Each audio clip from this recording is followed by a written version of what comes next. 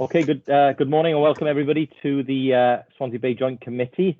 We'll start with apologies for absence. Hugh? Thank you. I have apologies from Emma Woolett and Maria Battle. Okay. Are there any other apologies for today? Yes, Rob, from Professor Edwin Hughes. I'll be representing the university today. Okay, thank you, Ray. Any others? No? Okay. Any declarations of interest? Anybody wishes to declare for any items on the agenda today? No? Okay, thank you very much. We'll move then on to the minutes of the Joint Committee from the 14th of January 2021. I haven't been notified of any amendments, but I'll take any if anybody has any. No? Okay, could I have somebody to move then as a true record? Thank you, David. Yeah, a seconder. Thank you, Emlyn. Yeah, thank you. Okay, if you can put your virtual hand up, please, to approve the minutes then. Okay. Thank you very much. Can't get to mine for a minute, Rob.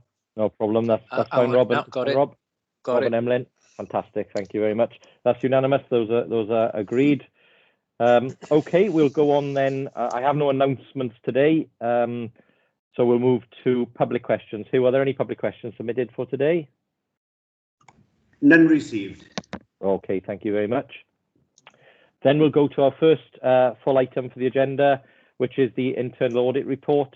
And can I hand over to and welcome Joanne Hendy, who will take us through the report. Joanne? Thank you, Chair. Good morning. This report outlines the proposal for the terms of reference for this year's internal audit work plan. It outlines the scope, the audit approach and the reporting lines for the final report. Just to make you aware that the programme board considered the terms of reference and made a request for the final report to be sent to be presented to the Joint Scrutiny Committee after it's been considered by the Joint Committee. This has been updated in the terms of reference, but unfortunately the amended version doesn't appear on this agenda today. But just to make you aware of that, so that the Joint Committee are asked to consider and approve the work plan in accordance with the Internal Audit Charter. I'm happy to take any questions.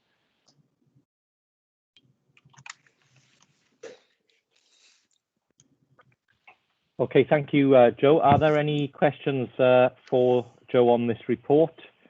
Joe's clarified the information in terms of what's available and the updates. I don't see any hands up. So, Joe, can I thank you for that and for the work of you and your team? And can I ask members to put their virtual hands up if you wish to approve this report? Just to be clear, that's only the 4 leaders, just to remind you all there. Yeah. Okay. Yeah, that's unanimous. Thank you very much. Thank you, Joe. We'll move then to item 7, which is the Swansea Bay Quarterly Monitoring Report. This is for information update, and I'll hand over to John Burns to take us through that. John?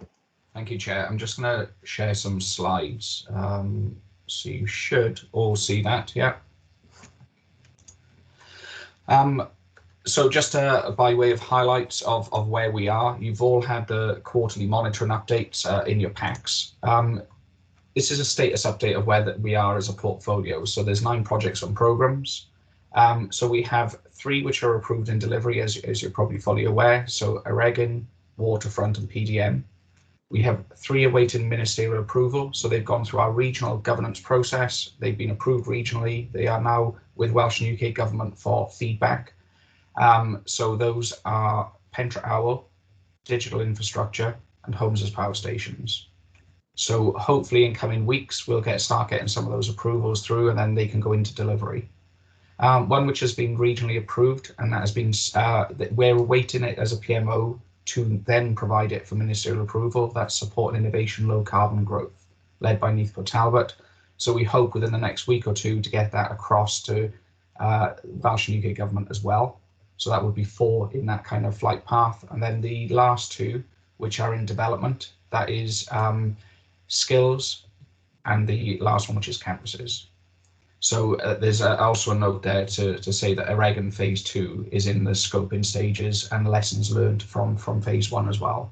So we're in a good in terms of process and what's been achieved, I guess, over the last 12 months.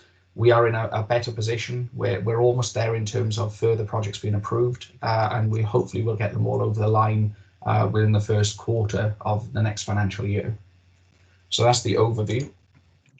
In terms of documentation that you have, we got an integrated assurance and approval plan. So this is just a snapshot summary of what you've got in your documentation. This just provides milestones of all the different documents, all the different assurances that we do, etc. The key ones I want to draw out, one's highlighted in red, that's the portfolio business case. So this is what gets our annual drawdown of the 80 million and so on. So we will be bringing that through our governance processes in March for submission then to Welsh and UK government. But audit, as we just heard, we've got audit from a regional perspective and from an external perspective. They're planned in, and we have various other things around annual reports and other documentation. So again, I'm not going to go through the detail of that, but you have that in your packs. The next area is around risk management. So this is just a summary of what's been achieved. So again, we have a far more robust risk management strategy process in place. We now report on a quarterly basis, and you have access to that, as does Programme Board, as does the Joint Scrutiny Committee. So we regularly update on those at both portfolio and then down into project and programme level as well. We also have the approved risk management strategy that was approved by Joint Committee recently, and we have continuing updates on the COVID impact assessment that I'll cover in a second. I've just flashed up the IAP, the Integrated Assurance and Approval Plan, and then the last one is more around the kind of templates and then reviewing of activity that we do. So we now have standardized templates in place, and we have support, and we've done training for the project leads. So we're in a good position, if you like, for risk management activity.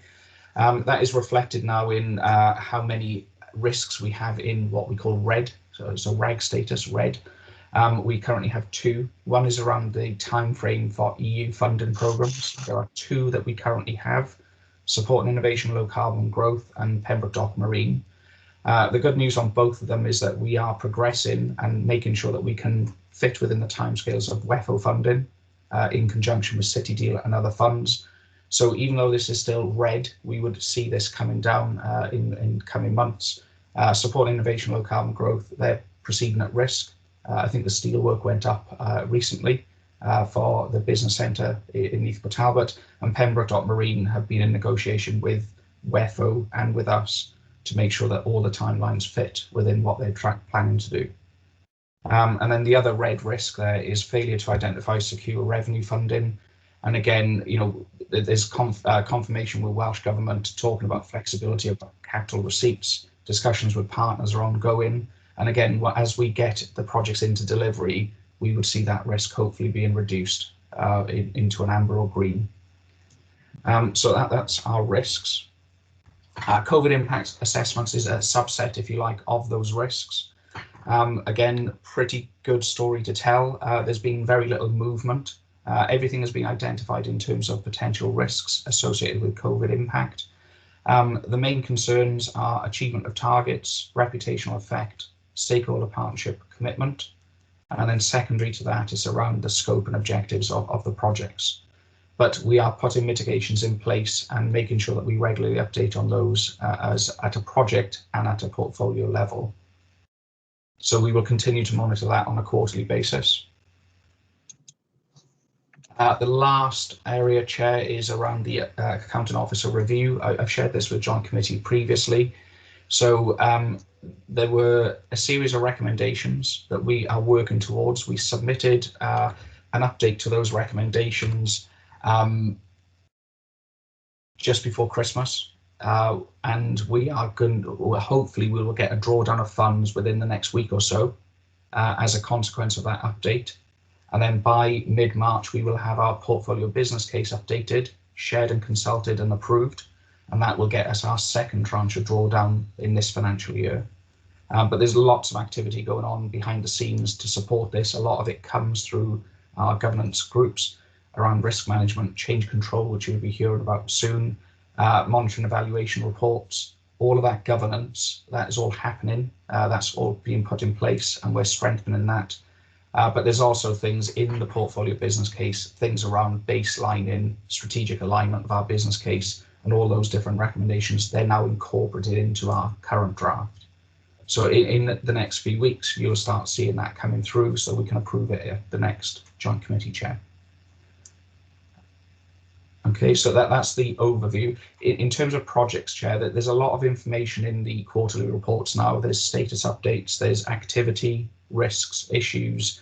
Financials will come next month because we got a new financial reporting template, and output deliverables will be a future development in there. But unless anybody has anything by exception, I won't go through each project if that's okay, Chair. But if anybody by exception would like to raise anything from the reports, please do. Okay, thank you very much for that, John. And again, a positive update in terms of both obviously reduction of risks, but also progress on a number of other fronts. So thank you for that. Are there any questions for Jonathan, first of all, and anything in the report or anything in your documents pack? Let's do that bit first. I don't see any. So John, I think that was good, comprehensive. Are there anybody who wishes to add any comments in terms of any projects or portfolio items that they would wish, sorry, projects or programs that they would wish to add comment to? Just one from me, which is with regard to the digital waterfront. We'll be seeing the installation of the new bridge in early March, which will be another good milestone. And we're still on track for completion of the arena complex in the early part of the autumn. So again, it'll be again a good milestone to have another project hopefully complete within City Deal. And we aim to start construction on the hub on the Kingsway, 71, 72 Kingsway. That construction should start early spring. So again, more elements of the City Deal starting to become physically visible to people in our counties and communities. Okay. If there aren't any others, I'm sure you're all keen to talk about them next time, I would have thought, when we come back to the more detailed report. But thank you for that. John, that one was for information, so there's no need for a vote on that one. We just note those updates. Thank you, John. We'll next go to item 8, which is the change control procedure. And this is an update to make us aware of the updated change control procedures being proposed to assist delivery. And can I welcome Phil Ryder to talk us through this report? So Phil, over to you. Good morning, thank you, Chair. I'll just share with you a flow chart showing the actual procedure. So if someone can just confirm when you can see this, please.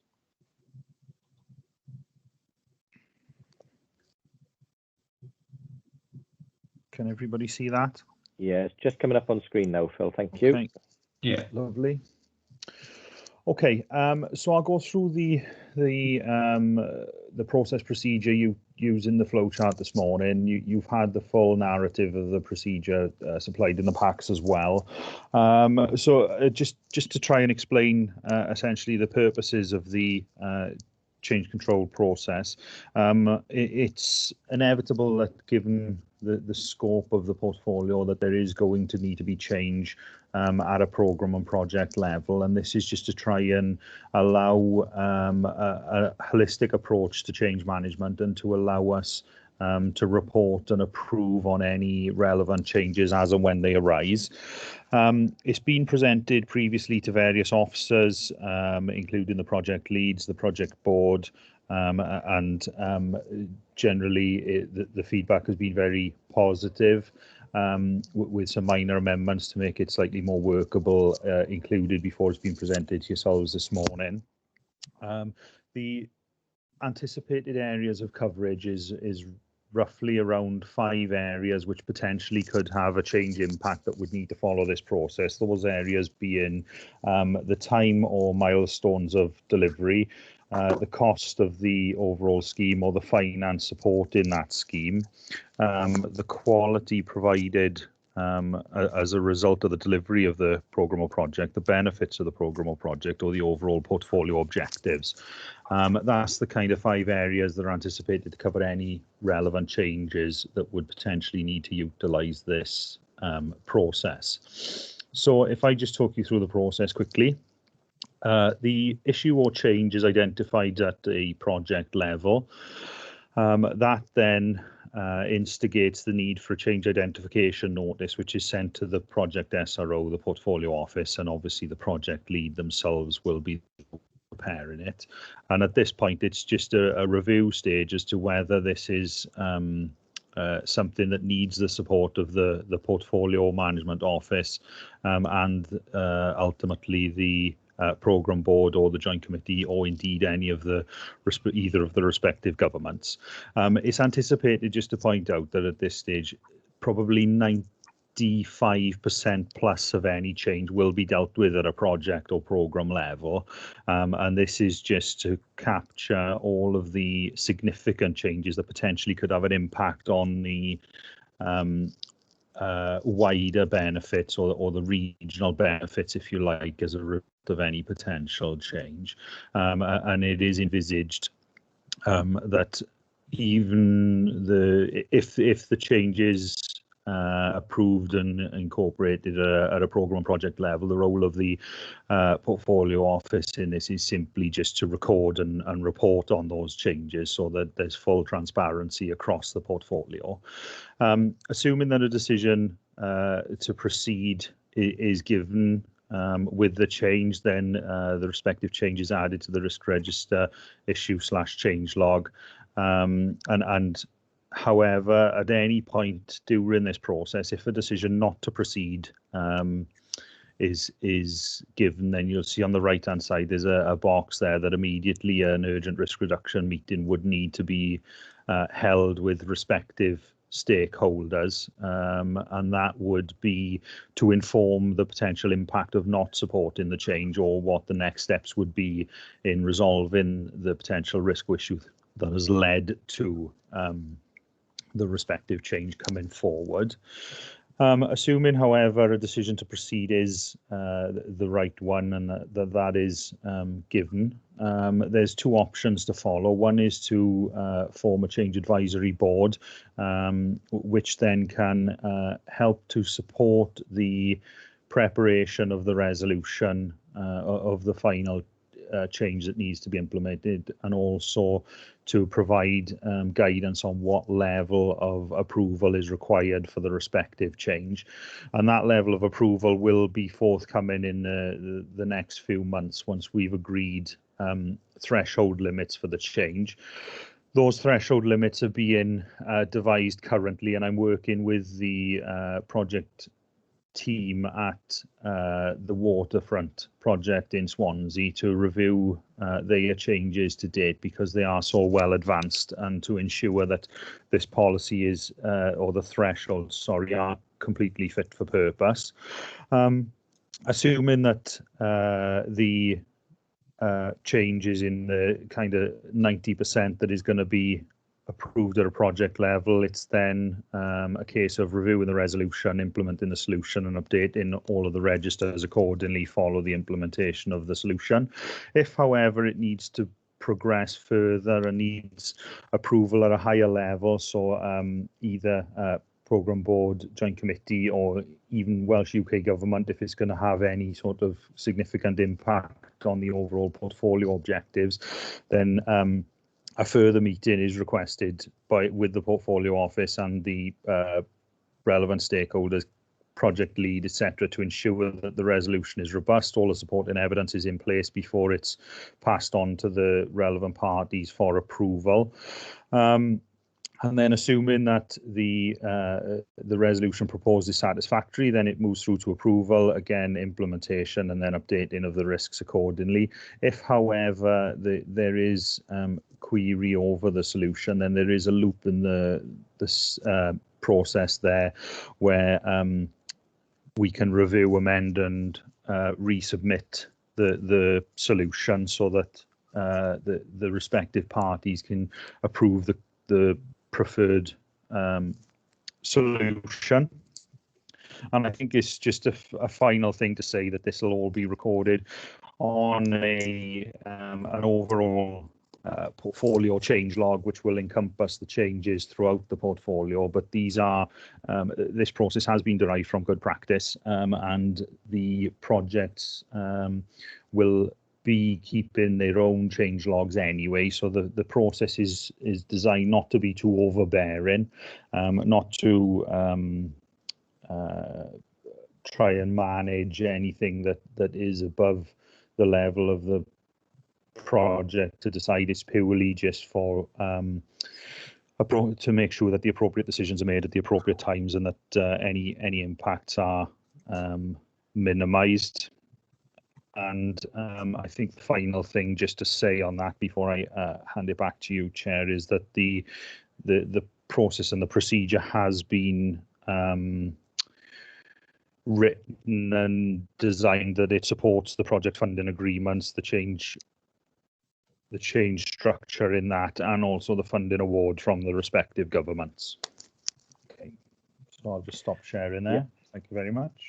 No, that's really helpful, Phil. Thank you very much for that. And again, you know, a good level of detail there in terms of how this process will help us to manage and strike that balance about change control, as you quite rightly said. So making sure we've got the confidence that the things that we need to be aware of are managed and recorded, but also that we don't create a process that prevents successful and rapid delivery. So it is about striking that balance. So thank you for that, Phil. Really helpful, and thanks to you and the team at the central office there for doing that work. I'll open it up. Any questions or comments to Phil on the report we just had? Chris? Yes, just on that decision matrix. I mean, if there's a substantial change to potentially some of the financials or economics, it may adjust advice and opinion from the ESB, and there doesn't seem to be anything there for ESB's input. Yeah, so with regards to that, Chris, myself and John have spoken about this, and we envisaged the ESB would be a member of the Change Advisory Board. So that's where ESB would fit into it at the early stages of any potential change requirements. Yeah, that's absolutely fine. It might be good to explicitly put that in there as well, so it's clear to Welsh Government, UK Government, that there is some ESB. Yeah, thanks for that, Chris. Good point.